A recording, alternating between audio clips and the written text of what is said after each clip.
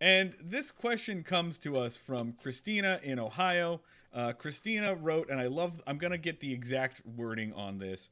I'm going to get the exact wording on this because the way that she worded it is so good. She asked me, how can we be introvert Barbie girls in an extrovert Barbie world? Mhm. Or, colon, how can introverts navigate the current job market in a way that successfully advertises their value to employers and at the same time feels authentic?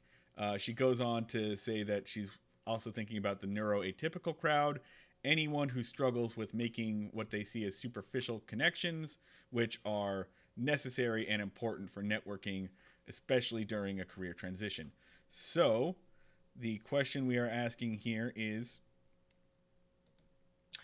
And and I think how do I navigate the job market as an introvert and or a neuroatypical person? and Dan, I you have think thoughts? sort of a conclusion we came up with midway through uh the answer last time was it varies in a lot of cases depending on how you are neuroatypical. The problems of someone with anxiety are different from someone that is introverted in a different way. That has sort of trouble building connections or being social differently. Um, in in my case, I got a little personal on it. Was I have really bad social anxiety, um, despite the fact that I'm doing this. Um, and the thing I recommended for someone who has difficulty with improvisation or sort of putting themselves out there was rehearsal. Um, Go through, create a script of the way you want to talk about yourself. The way I recommend writing it is to put down absolutely everything about you on paper that someone could find interesting. Just get it all down in a rough draft and then slowly trim that down until you have an elevator pitch that you can fire off in 5 seconds. Keep working on that script, memorize it, fine tune it, never stop messing with it. Go trial and error until you have a pre-prepared way to talk about yourself in every possible permutation of a conversation that you would be uncomfortable having just off the cuff. And Now, the more of that safety net you give yourself, the more comfortable that you're going to be going off the cuff. The more comfortable you're going to be improvising, because if you run out of material, you can always fall back on that. yeah, and one good thing to fall back on when you're building that safety net for yourself is works for a lot for introverts. If you are uncomfortable talking about yourself as a person, if you are uncomfortable talking about yourself as a candidate, fall back on the work.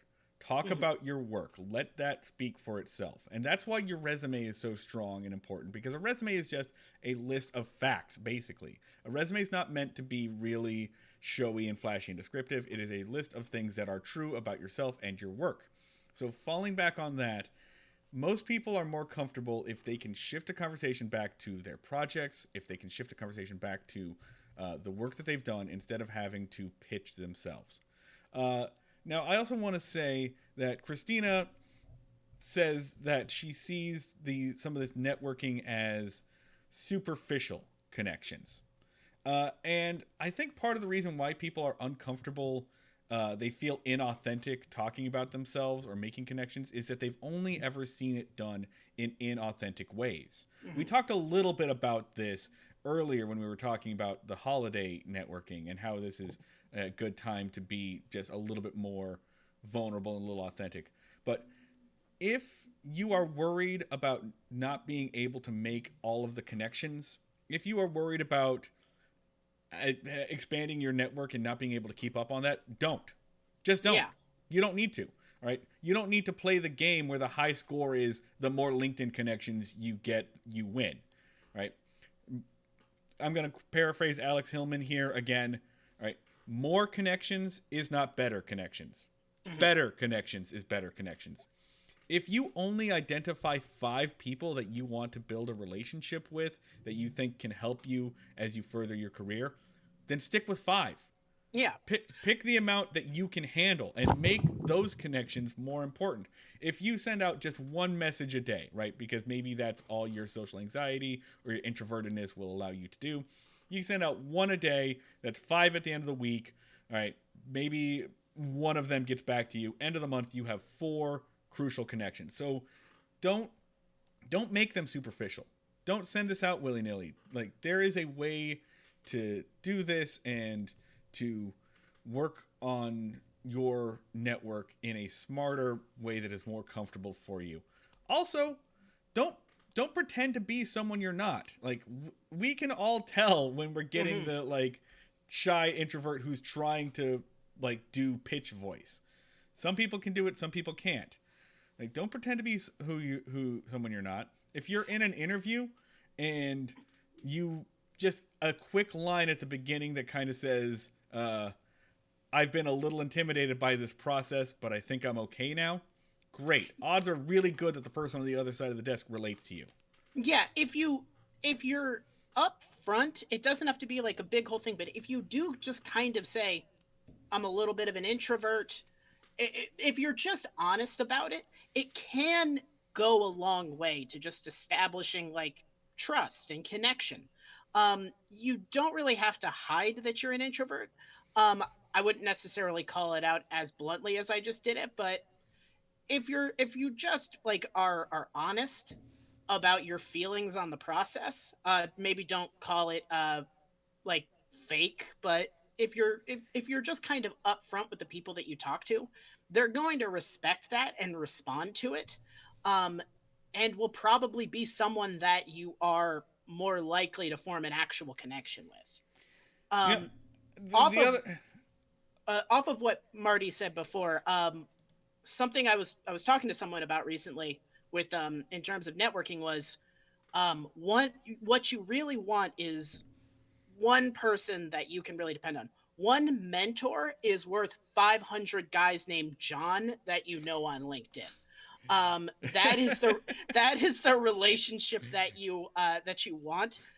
Someone that is higher up in your field, that you like and want to be around and want to learn from.